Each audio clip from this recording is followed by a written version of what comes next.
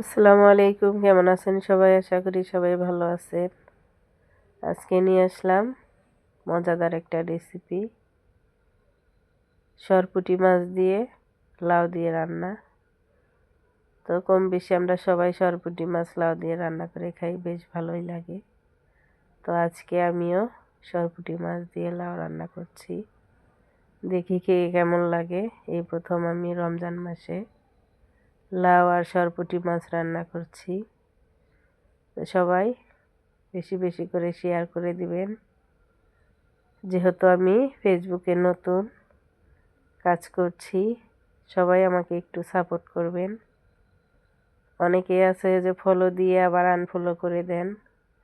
আপনারা বড় বড় পেজের লোকেরা যদি ছোট ছোট পেজের দিকে একটু খেয়াল না করেন, না তাকান, তাহলে কেমন হবে? এখানে সবাই মিলেমিশে কাজ করলে সাফল্য দেখতে পাবো ইনশাল্লাহ।